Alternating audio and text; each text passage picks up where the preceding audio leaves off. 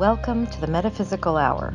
I'm Julia Cannon, and it's an honor to have you as my guest on today's journey of exploring human consciousness. The purpose of our show is to connect you into the positive, warm, and uplifting vibrations of other like-minded beings in the metaphysical world. Get ready to open your heart and mind into the sacred space of wisdom and energy exchange. Now, let's begin. Welcome, Chase. I went to your website, and this is so cool. I want you guys to hear what Chase has on her website. She has welcome to my site, and then she has, she describes herself. A ufologist, author, radio talk show host, investigator, researcher of UFOs, paranormal activity, strange creatures, conspiracy, and ancient civilizations. Now that's cool. Who wouldn't like to have that on their resume? Really, and on their website. Me, I want that. I got a couple of those, but I want that. Aw. It's been cool. Thank you. It's a lot of fun. Welcome, Chase. Thank you for being here, and welcome. And Chase is one of our speakers at the UFO conference this year, and your subject matter is so cool. You'll be speaking on the new evidence on the elongated skulls of Peru. I mean, cool. Yeah, and this has been years and years of investigation and research and a lot of travel, a lot of time in Peru and Bolivia. And we're really excited because we're looking for a hybrid race. We're looking for the evidence, whether that comes from the ancients or even here in modernity. I believe that hybrids not only walked on this earth, but continue to do so. And, so does the team I'm working with. So when we see these very odd skulls in Peru, it really caught our attention and started us on a trail. Yeah, let's go back. I know you were on the show last year, and we got your, how you got into all this, kind of your whole story and everything. But, as I looked at that and I was thinking, it's like, let's get a little bit of that. But it's like, do you wake up one morning and go, I think I'll be this? No, it's like I'm saying, I want to be that. I want to do that. You kind of do. It's a great question, Julia, because, all of a sudden I find myself on an airplane flying to a country I've never been to before. I don't know a single person. I don't speak the language, and I don't know these people I'm meeting, completely by myself. And I know that. I do. I know that feeling. Yes. And, and then I find myself with my forensic kit becoming, part of this team that started taking DNA samples from 2,000-year-old mummies. And then, of course, it progressed to the point where the Ministry of Culture invited our team down to do the skulls that they thought were most anomalous. And there was a point, honestly, Julia, where I'm sitting there and I'm like, wait a minute, how did this UFO investigator get to Peru on invitation of the president of the Peruvian culture to do their DNA samples? And I have a little over 300 DNA samples I've taken from the elongated skulls. Oh, wow. I don't know how it happens. It's absolutely crazy. That is so cool. Wow. So when you were That's looking when you at go, thank you. Yeah, and excuse me, I'm still trying to get over a flu here, but it started with, these about 24 strange-looking skulls, and obviously most of them are cradle-boarded, head-boarded, and manipulated manually. But then we started seeing a select few, and every so often you'd find this really odd skull that didn't have any of the markers and presented some of their own. And that's where we focused in on, especially when the Peruvian and Bolivian cultures, everything from Viracocha to a lot of their beliefs today is that, the gods came down in vehicles. They came from the heavens and taught them everything they needed to know.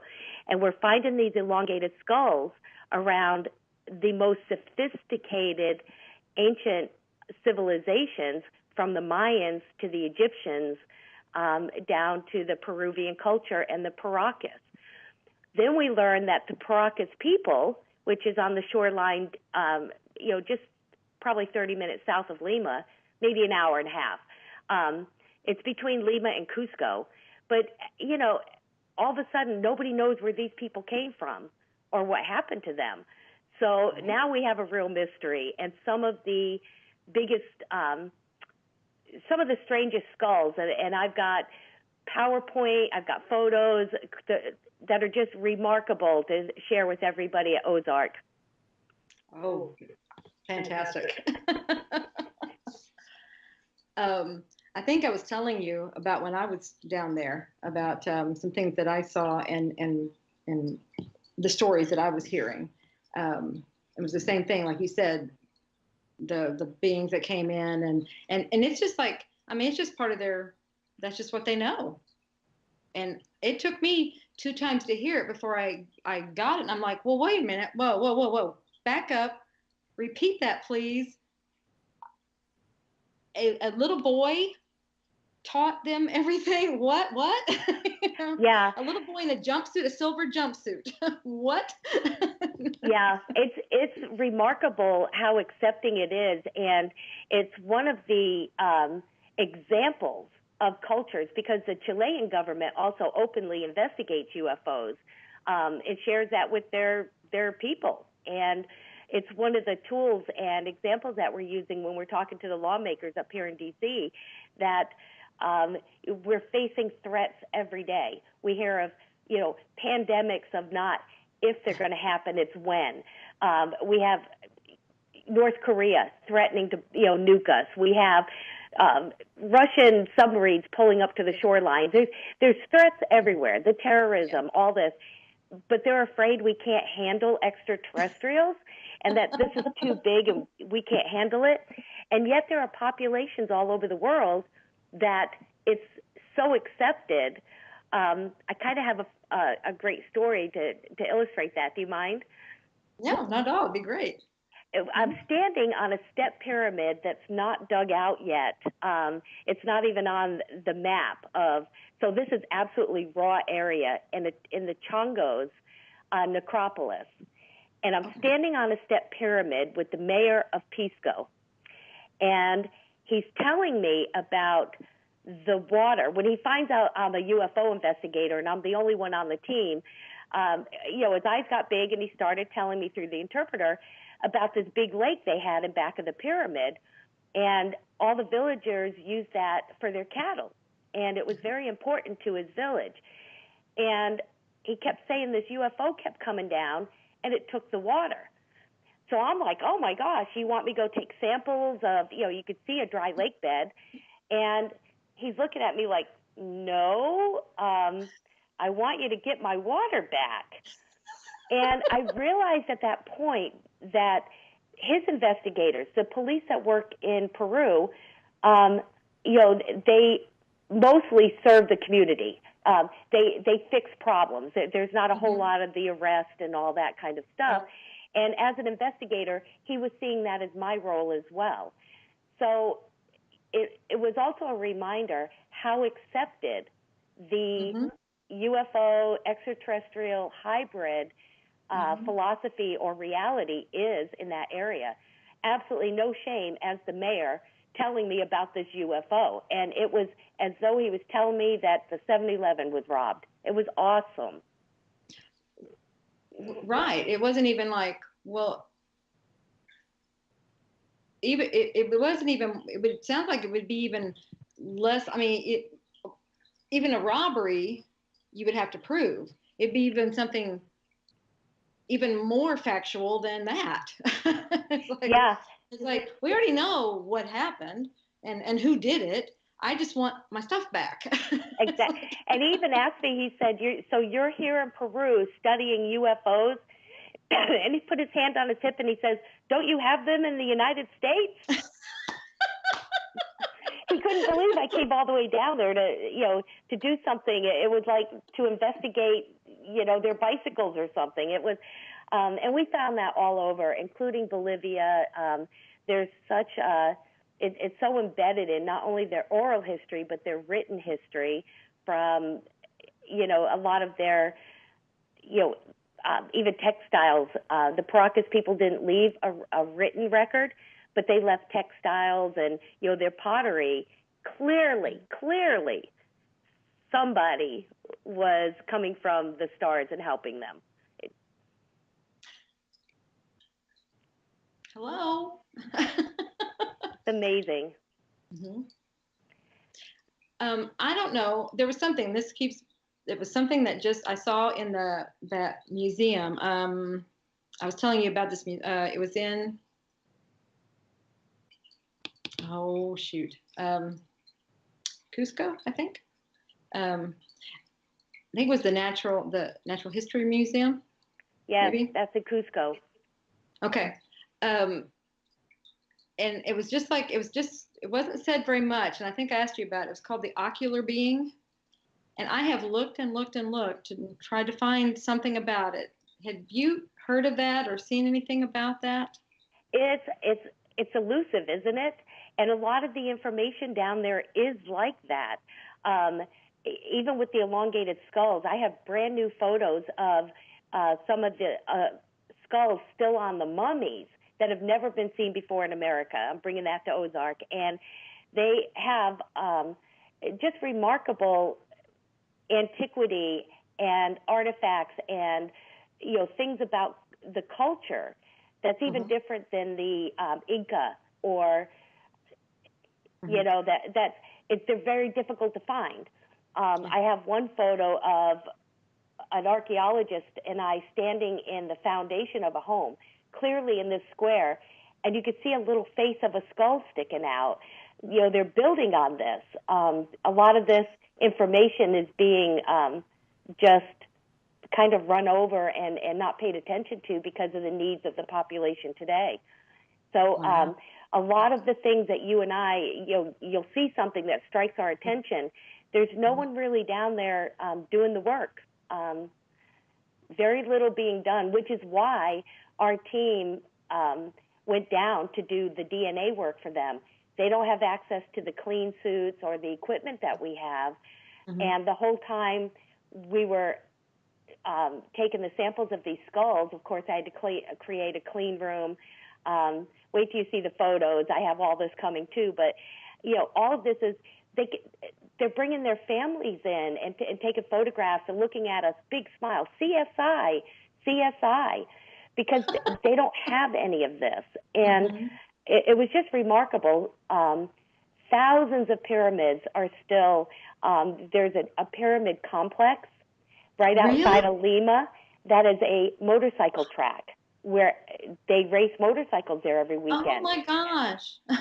It's so different that there's just so much information and these wonderful ancient civilizations, and there's just no one to dig or collect the stuff. So the pyramids are visible? I mean, I didn't see that. I was right there and I didn't see that. Yeah, there's a lot of them, and mostly you could, they stand out if you know what you're looking at. And I'll be talking a lot about the Chongo's necropolis and that step pyramid I'm standing on. It's still, we've been going back there now for 6 years, and it's still absolutely unexcavated. Can I go sometime? Absolutely. It's amazing to have a team, especially of people that can help dig, because one of the other things we discovered the last time we were there was through drones and satellite imaging, we uncovered a stone wall. We did. We found this beautiful stone wall. We could only dig down so far because we need permits. Sure. and they're very difficult to get in Peru. So just amazing. But there's an entire complex still there on the Chongos, and we were the ones that discovered it. It was crazy. Yeah.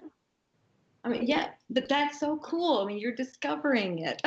That is just, that's that ancient civilization part, and you're finding it. Oh, that's fascinating. And it's one of those situations where how I got on this team and even got there in the first place, everybody was so confused. How it all came together is still kind of crazy, but we've continued throughout, and now we kind of have our sights on Sardinia and a few other places around the world. We're looking for the hybrid race, whether it's modernity or antiquity or our ancients. We're looking for that proof. And one thing that came out of this was, I don't want to spoil the ending on what we found with the DNA. Yeah, I don't want you to give that away. But I will say that we changed the migration timeline in humanity. And scientifically, we have a migration that is not supposed to exist, and yet we just proved that these people or hybrids were in Paracas, Peru, and it was considered impossible, and yet there's the DNA, all from the Middle East. What?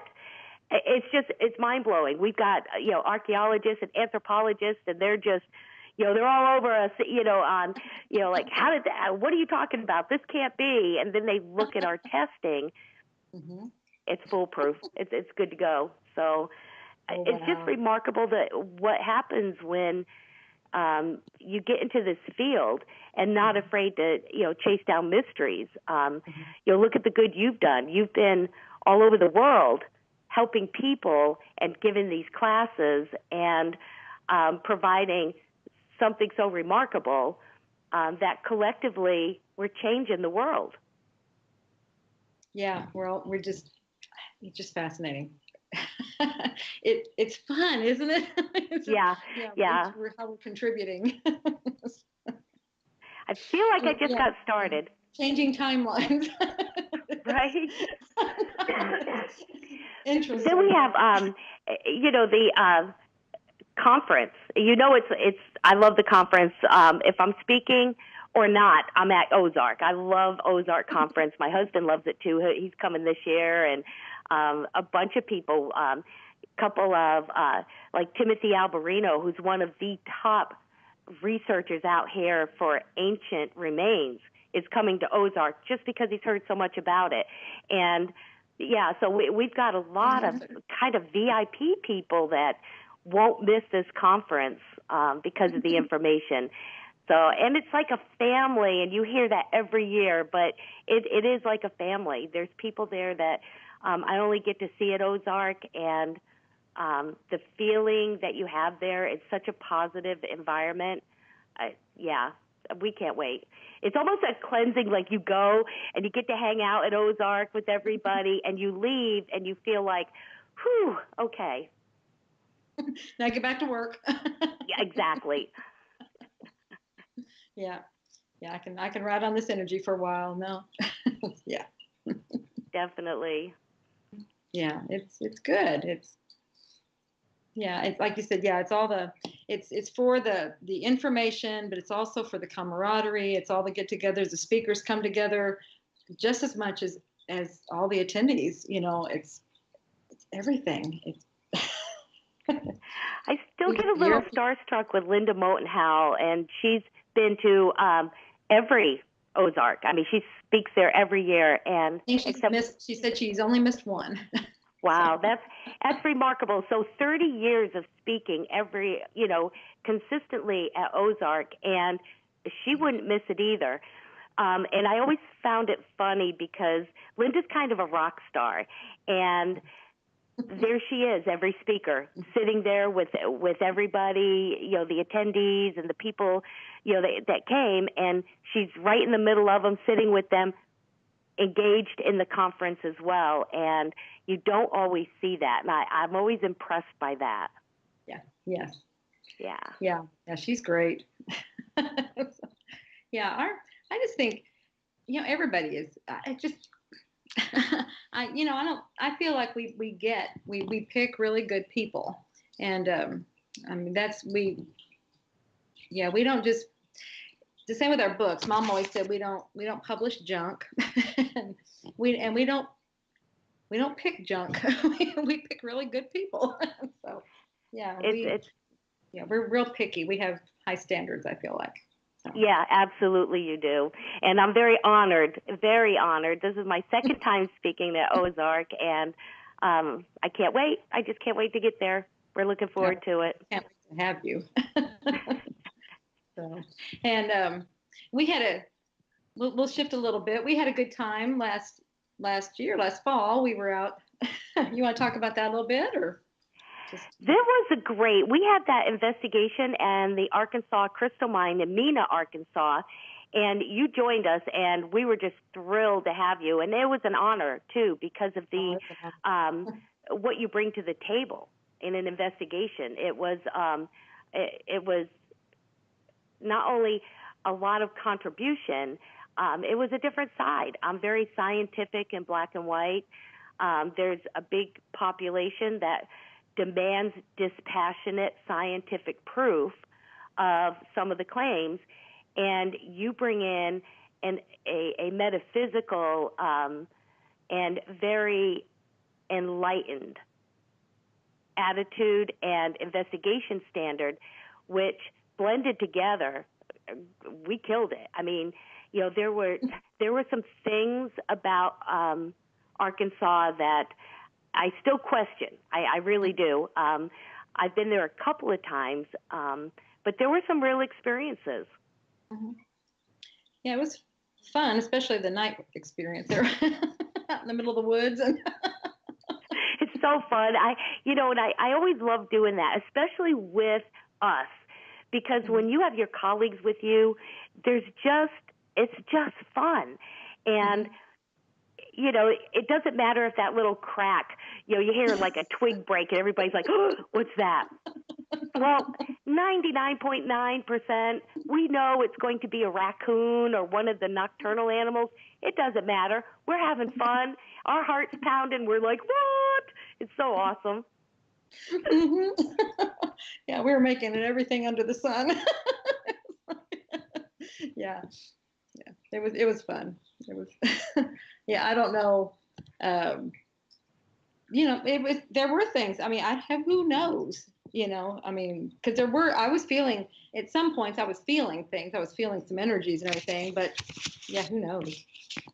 These things are on demand. So, the big lights that, brought us out there to begin with. And of course, a lot of witnesses, once they experience something so extraordinary, it shocks them and changes a lot of their direction. And we find that our witnesses tend to be involved, and they're out there every night. And I kind of call it turning paracondraic, where now every bump is, extraterrestrial, or every light is a UFO, but it's something they go through. It's a process, because they're so anxious to validate what they first saw or shock them.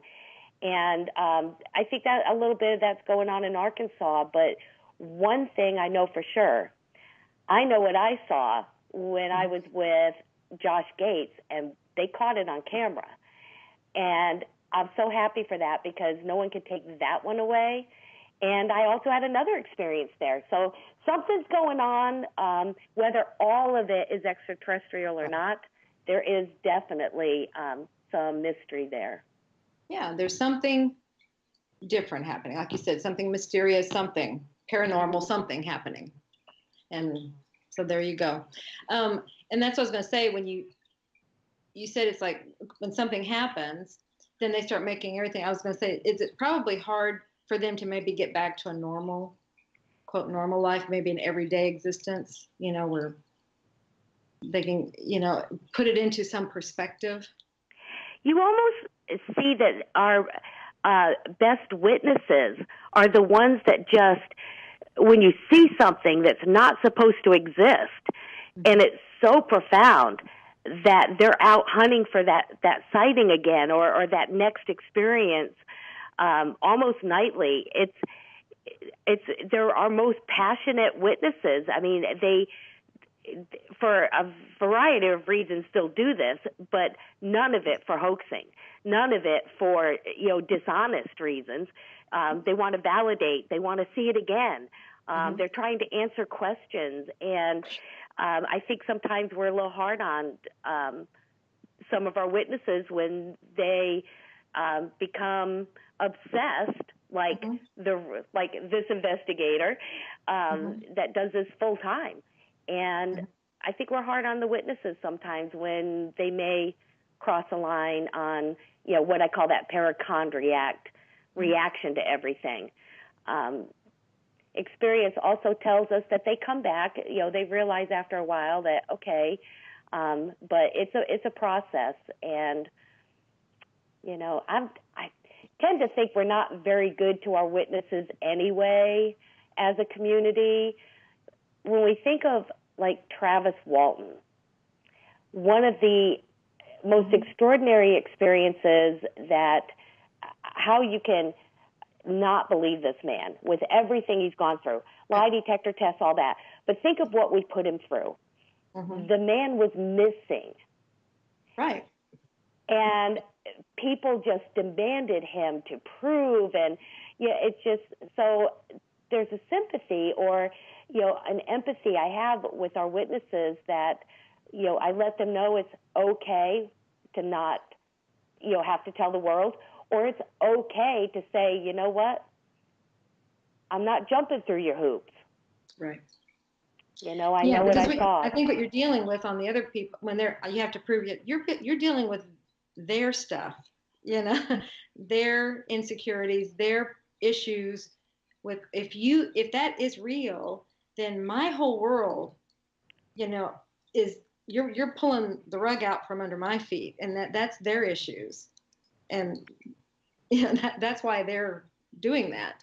So you're absolutely right, and it's hard when the witnesses are also.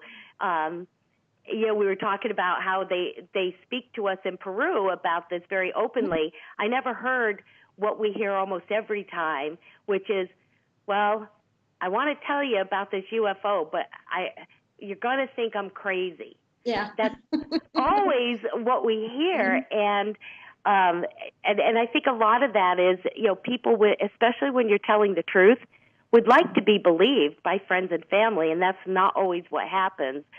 In fact, a lot of our witnesses lose close relationships, and friends walk away. And, so I just really think as a community, we need to be better at that kind of support and not so hard on the witnesses, even if they're a little flawed. Yeah, absolutely. They've gone through something, and it's no different than anything, anybody going through something, Right. We want to be supportive. So whether you believe them or not, it's support. That's what. Right. Yeah. Okay. Something just popped in my head that came up when I talked with Forrest. Okay. And it's what got Forrest into all of this. And so it's reminding me of that. And it's part of the conversation that came up. So I guess it's what's tickling me back there as far as why, we talked about why you got into this. I mean, but we came around from this other angle as to why you got into this. But what maybe is at the very core of why you got into all of this? I don't really, I suspect that there's other things. I can tell you that there was an experience with my youngest son that I don't ever talk about because he's not ready. And because, I'm so visible out here and most people know who my son is, out of respect, until he's ready to talk about some things, I really have kept this very close to my vest. That has some to do with it. my everything in my body, my gut, my heart, my soul, my mind knows this is real. But I don't know exactly what that passion is and why this and not another cause or another mystery.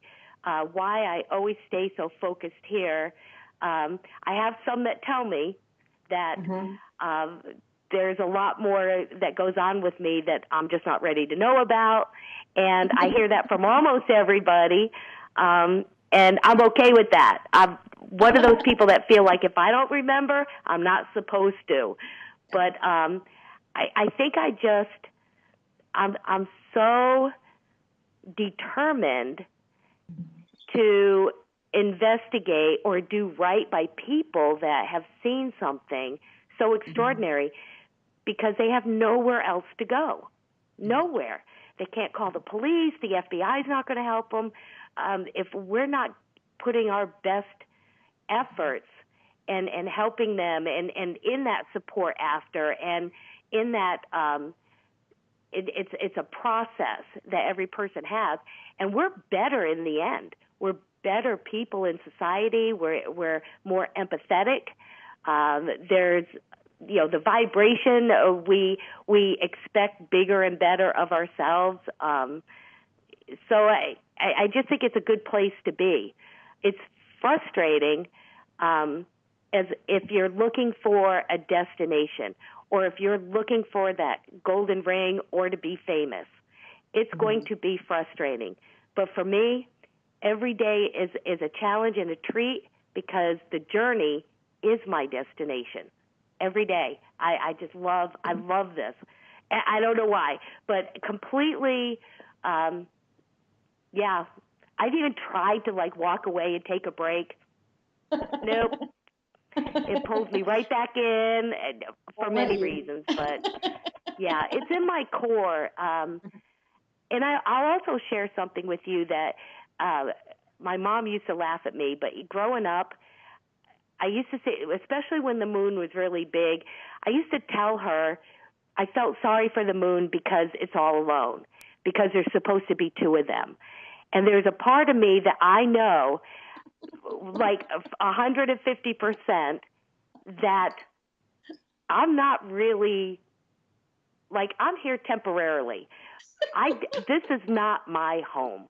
And I felt that way ever since I can remember. I feel that way to this day. And even my husband giggles because I'll still look at that moon every once in a while and say, gosh, it's kind of sad. The moon makes me a little sad because there's supposed to be two of them. And have you read 3 Waves of Volunteers? What is that? Have you read 3 Waves of Volunteers? Yeah. By Dolores Cannon? I have not read that one yet. Oh, no. Oh, boy, you know what? I need to get that when I'm in Ozark. Remind me, for sure. I will. But it's a very, it's a feeling I've always had, and I believe that has something to do with it, too. And it may even be why I'm really focused in on the DNA and where we come from and why do we think we belong here. I mean, there's things, honestly, Julia, that I just get aggravated with, like that Darwinian theory. And you're at the National Museum over here, and I'm thinking, who's the stew-nod that thought this was a good idea? There's a missing friggin' link. It's not even a good scientific solid theory. Why is this our thought process and the standard of science? And I'm so aggravated with that because to me, why would we shed our monkey fur to have to kill animals to put it back on because we're freezing? That's not evolution. Why does our skin continue to burn when we're outside on our own planet? Maybe it's because we're not from here. Exactly.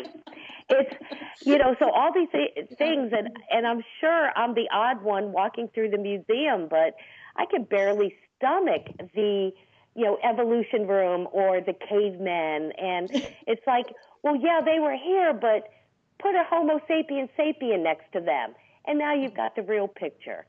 Mhm. You know, it's odd. Yeah, I get it. I get it. This is wonderful. We're having a great time. This is part 2 of our wonderful show with Chase Kloetzke. And thank you for this is so Technology hates me, Julia. It just hates me. well, how about we change that reality? Yeah. Can we do that? just we'll just no, how about it's just not changing frequencies at the same speed, and we're all moving and bumping into each other and all these, we're all changing frequencies and we're all doing crazy things. And so we just need, that's what, hey, that's what this was about. I was doing some, Right, absolutely. Or it could be that I look out my living room window into the office building of Booz Allen, which is NSA. I mean, that could be. So do you have some disruptive energies around you, maybe? Oh, yeah, this is DC, and oh boy, yes. Oh, girl, yeah, that's what I was noticing whenever I saw the caller ID, when I called you back, I was like, Washington, D.C. Oh, okay. Oh, yeah. Did you know I moved? No, I don't know that I ever knew. So I don't pay attention to details like that. It's so crazy. In fact, it was when I left you guys in Arkansas and flew home, and my husband picked me up at the airport and told me he had an opportunity, and it was so awesome. I'm like, oh, well, we have to take it. He says, awesome, but we have to move to D.C., and we have to be there in 6 weeks. Oh, my goodness. Yeah. So that's what we did, and we moved here in December. But, yeah, it was right, the plane leaves on the way home. So, yeah, it's been crazy ever since.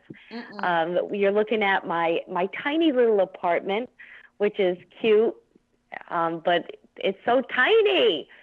But this is D.C. Okay, so, yeah. So how's it been since you've been there? It's so different, Julia, and being Southeast Georgia, everything's laid back. We live in shorts and bare feet and flip-flops or, dress shoes. And, we move up here and I have to master the metro, and we walk everywhere. And there are some beautiful suburbs around D.C., but I decided if we're going to do this, Pete and I have always done that. We've always done the beautiful little communities and little cul-de-sacs. And I'm like, I want to be in the heart and soul. I want to be as close to the capital as possible. And that's what we've done.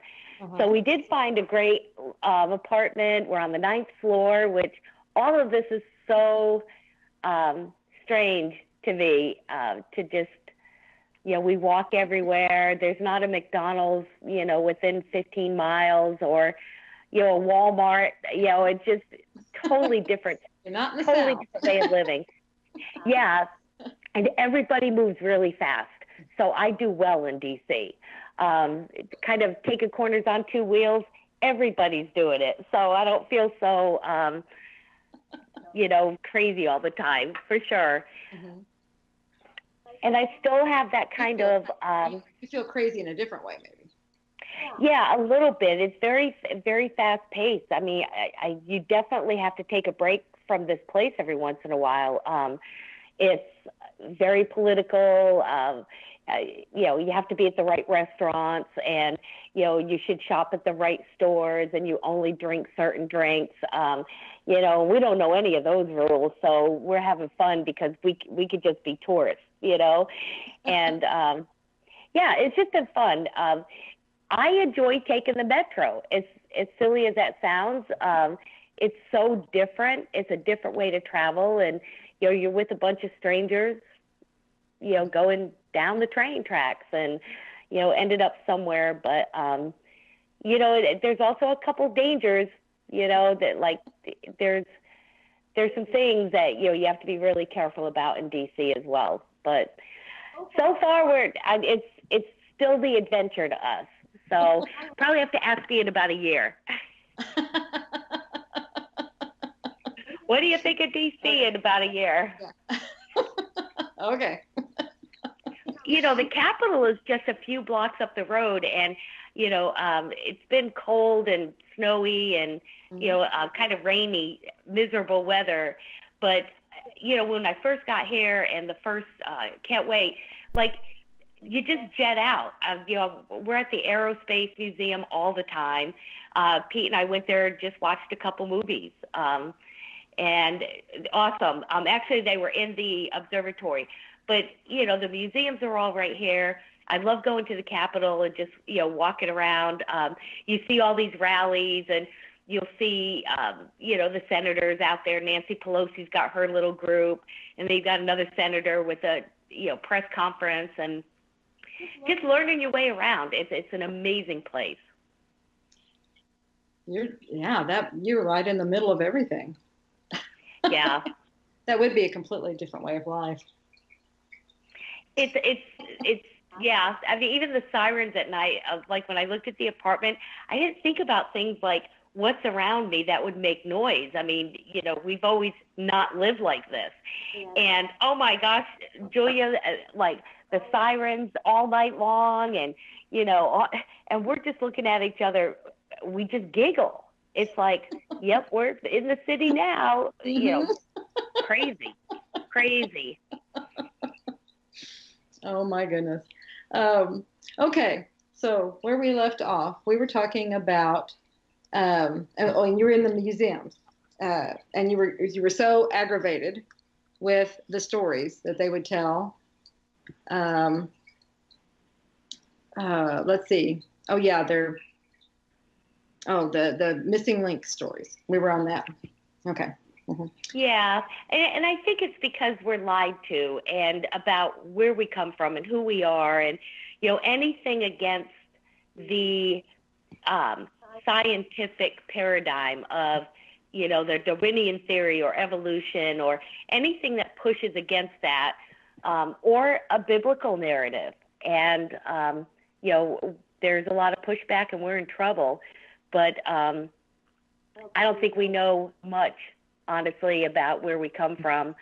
So I'm always intrigued to dig in a little deeper on that topic. Right. You know, I was thinking about that, like when I was in that museum, and it was like the week before I was in, I was telling you about this too, because it was like I had these two series of events, and that's when my brain was kind of going, oh my gosh, there's something happening here. I was in there was the tar pits in California. It was like these two completely unrelated things, but they were connected, and because they had the same exhibit, and it was just like, how would that happen? You know, that's just so weird. But their exhibit that they had was showing, it was like how things started. It was just kind of like that. It was all that. It was like it started with that one landmass and the Pangea, and it was how, and then that, like in the tar pits, it was that the one animal and everything. But then it was talking about the how the one landmass, and then gradually everything started splitting apart, and just trying to show, okay, that's where everything, how it all began. And there was just something about that display that just made, it was like it makes it start ticking. And it's like, yeah, things aren't like what they say, you know. And yeah, and that was just when I saw it in the one place, and then when I got here, I am someplace completely different. They have the very same display, and then, you know, and then I'm talking to this tour guide, and he's telling me the story with the little boy who comes and teaches them all this stuff, and then I get messages and stuff, and anyway, that's another story, but we'll, but I'm it's like, what, you know, there's so much, and like there, I mean, you had these, and they're like, well, we'll go on. Like right there, you have, let alone you have all these pyramids and everything, and then right next to that, you have all these megalithic stones that are, there's stuff going on there. I mean, where's all this stuff from? Yeah, it is remarkable, and it's really hard to stand at Pumapuku and accept that, they did this, humans did this with chicken bones and copper tools. And it's a ridiculous a statement to even make, or a storyline. It's very interesting, and I just, I like asking the tough questions. I like thinking out of the box and not feeling like I have to walk that line with everyone else. And I think what we do and the things we learn and the people we communicate with really, really help keep us always searching. And it doesn't matter how far I search, Julia, we're in the end, we're still looking up. Mm-hmm. Yeah.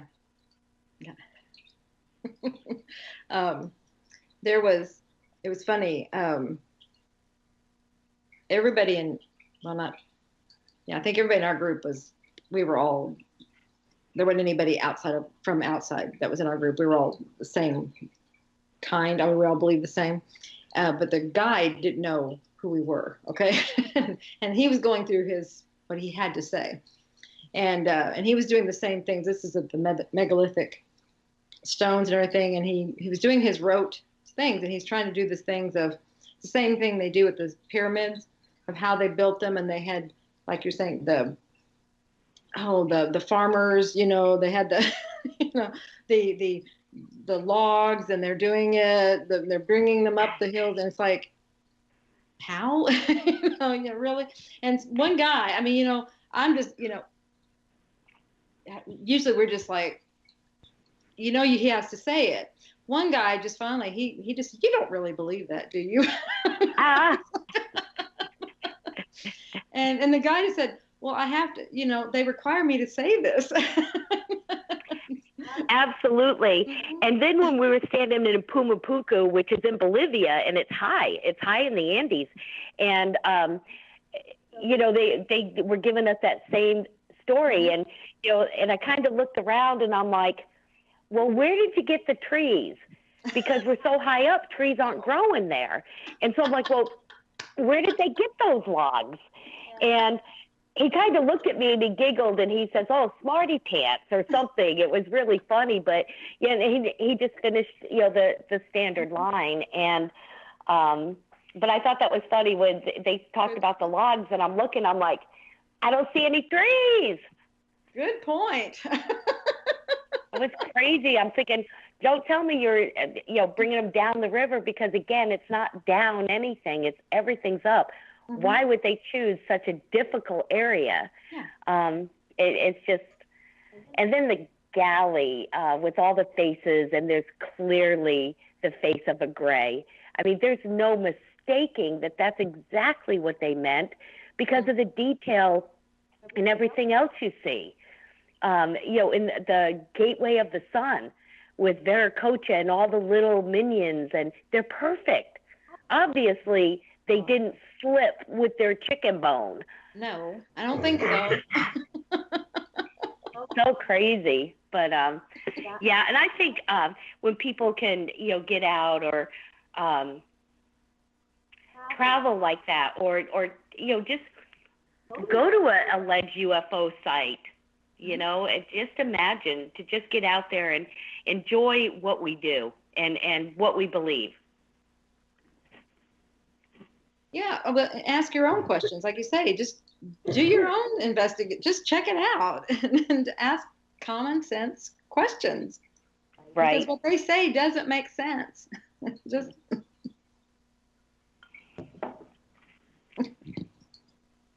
It's going to be interesting.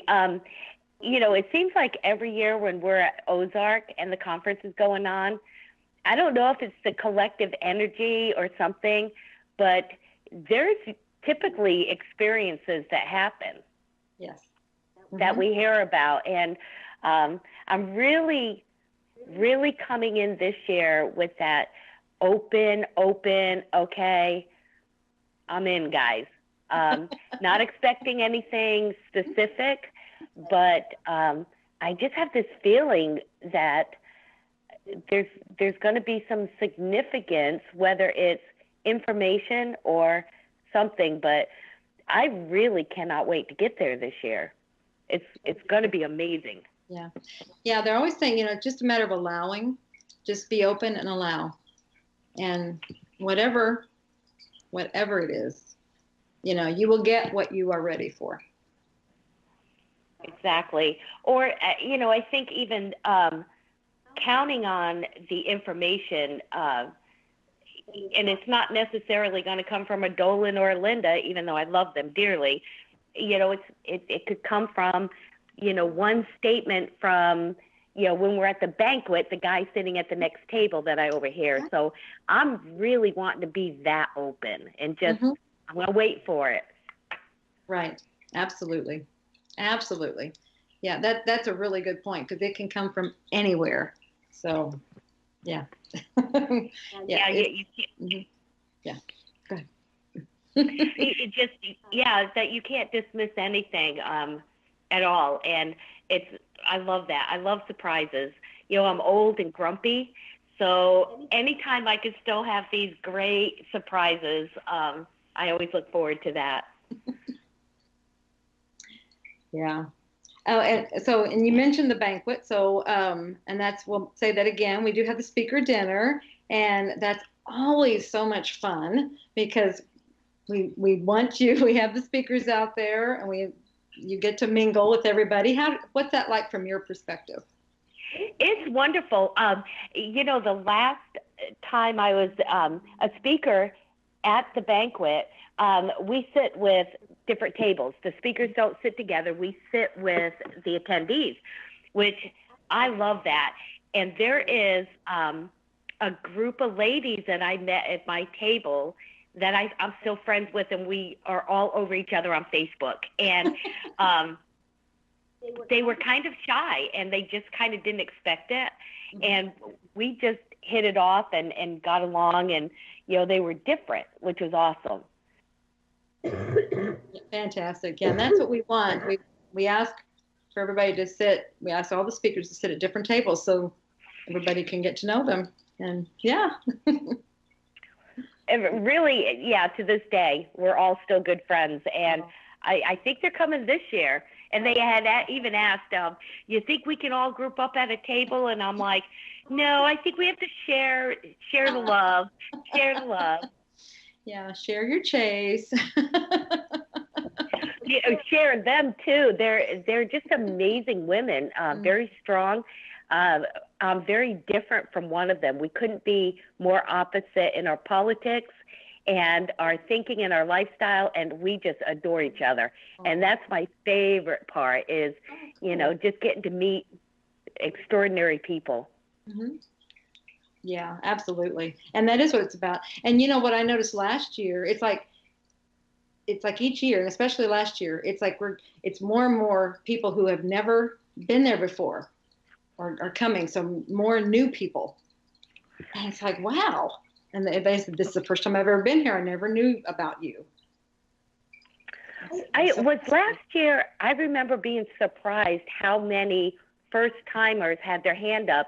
And a lot of people were remarking on, we've never seen that many brand new, because there were a lot, like hundreds. Yes. And it was like half. I want to say like half at least. Mm-hmm. And that was true in the end. Wow. It felt that way, but they were ready. They were interested. They were shopping. Mm-hmm. See a lot of bags. I was like, wow, they're like, that vendors must be happy. Woo. Yeah. Yeah. I don't think I've mentioned that before. We do have a whole downstairs. Yeah, they're not downstairs. They're vendors, all kinds of vendors down, and you know, you can go in there free, and then they have all kinds of things from, oh my goodness, readers to crystals to UFO paraphernalia. I guess that would be what you call it. Gadgets and gadgets, and to books, and to, I mean, everything you can imagine is down there. So yeah, I was surprised. Some of the most beautiful arts and crafts that incorporate UFOs and aliens, and not just the cute stuff. I mean, it's elegant work of, oh my gosh. Yeah, I'm banned from there. My husband doesn't let me go down there by myself. I'm grounded from the vendor's room, but you're grounded, it is or you're nice. grounded. Oh no, I'm grounded, like punished. I'm in like timeout chairs for even thinking about going down to that vendor's room, the way I could spend money down there. But you know, but the vendor's room and the outside activities are open and free. And I was just curious how many people, you know, just kind of hear about it in town, and they come by and they just walk around and end up staying and buying a ticket, because we saw a couple of them going up to the, and I'm like, wow, that's friggin' awesome. You know, they just kind of came out of curiosity, got hooked down in the vendor's room, walked around the free area, and then decided, you know what, this is awesome, we're staying, let me get a ticket. That was cool. Absolutely. Yeah, I don't know if I ever heard the numbers, but there were quite a few doing that. Yes. That's so cool. I love that. New people are amazing because they just come out blown away. You know, Linda, her talks are like watching a documentary movie. They're just flawless, brilliant, A to Z. You know, she's just amazing. And you see their eyes are like saucers. I love that. Love that. Well, yeah, and like you said, all of ours, I mean, I think everybody's just so well put together. So, I mean, they know what they're doing. I think it's a passion. I really do. I think it's a passion. Yeah. It's going to be exciting this year. So, can't wait. What's it, a week and a half? Me either. Goodness. Well, let's tell everybody how they can reach you if they want to find you. If they have any questions or want to talk to you. Oh, yeah, absolutely. I'm on Facebook, but I'm not really doing a lot of Facebook lately. Like, I kind of go in just to say hi to my friends and stuff, but I don't stay on long enough to like everybody. It's annoying. I do a lot of Twitter, and I'm still old-fashioned. Email is great.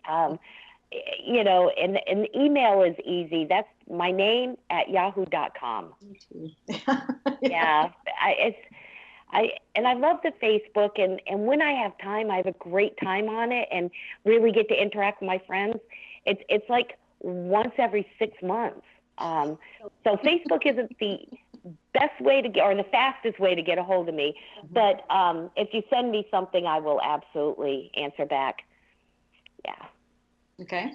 And then your website, let's see, I think it's the same, isn't it? It's your name. Yeah. ChaseKloetzke.com. Yeah. Yeah. With a name like that, I pretty much have everything's open to me. I don't have to like add too much to them. The Kloetzkes are, just different names. Yeah. And then we have, the spelling on the site here and everything. So if you, just look it up. It's that odd spelling, but once you have it, you have it. So. Exactly. You know, and people can find me at MUFON too. I've just recently accepted a new position, which is the Director of Investigations now. So congratulations. Thank you. I love that. Steve Hudgens, who was the DOI before me, got another great job offer. So, you know, we still get to work very closely together, which I love.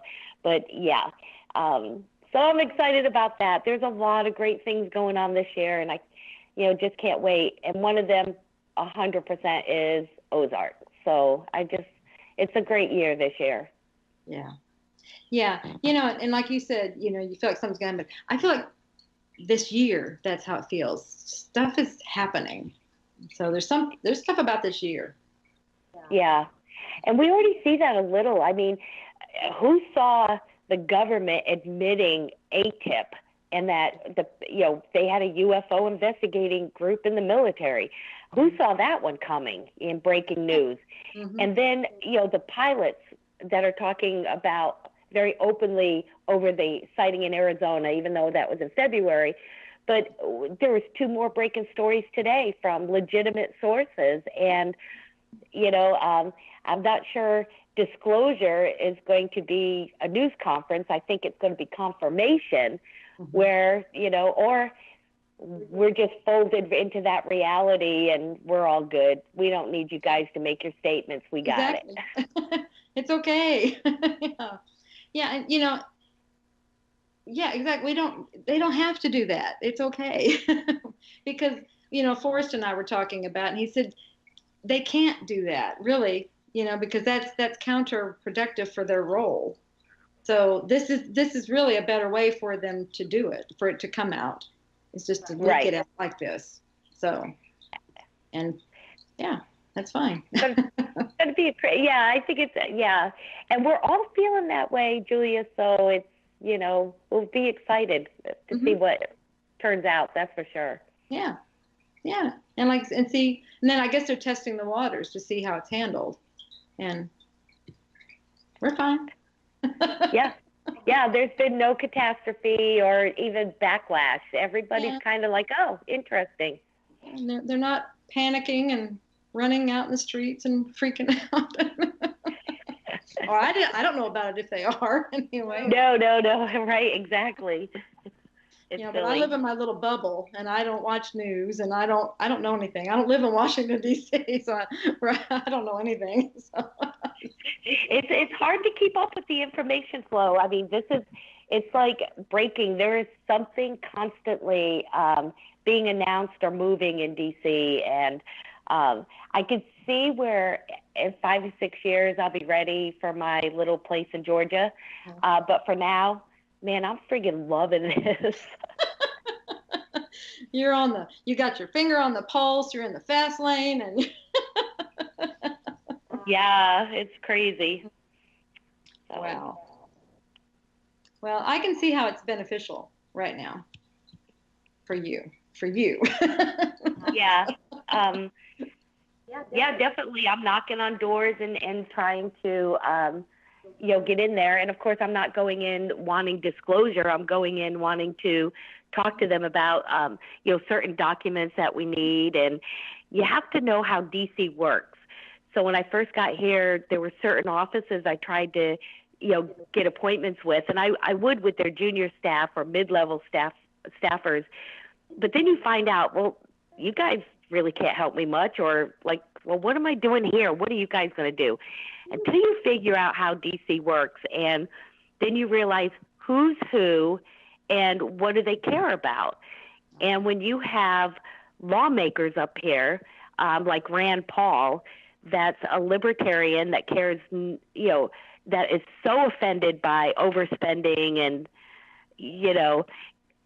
you kind of see opportunities, Julia, and this sounds bad, but, to kind of knock on his door, to give him a call and say, that ATIP program that the government funded for $22 million out of the Department of Defense budget, that program we find no evidence it's gone away. So how much are they spending on that now? Could you help me find those documents on how much they're spending? Because he's livid. Like, oh my God, nobody told us that $22 million. So sometimes you kind of got to maneuver DC the way it really works. Sure. A Rand Paul is probably going to give us more information than the Office of Science and Technology. But that's how it works in DC. Isn't that nutty? Yeah. Well, there you go. It's about maneuvering. Corners on 2 wheels. Mm-hmm. Doing the dance. My goodness. Okay. Well, I see you doing that little. Well, if anybody can do it, you can. That's for sure. That's so fun. Thank you. Thank you. Oh, well, thank you, Chase, for being with me here tonight. It's been wonderful. Yes, I was looking forward to talking with you, and seeing you makes it better. Best thing about it, I'm going to see you in a week and a half. I know, it's coming up so fast. Gosh, it's going to be fantastic. Well, great big hug. Great big one back, and thank you so much for having me, and looking forward to it. Great production team, by the way. We kept him busy. My goodness, yes. He did it, though. He's a pro. Yeah, absolutely. Okay, well, love you, everybody, and love you, Chase, and thank you again. Thanks for listening to this week's show. If you have received any value today, then I would love for you to follow me on my Facebook page, Julia Cannon Soul Speak, for lots more daily content on expanding our consciousness together. Thank you.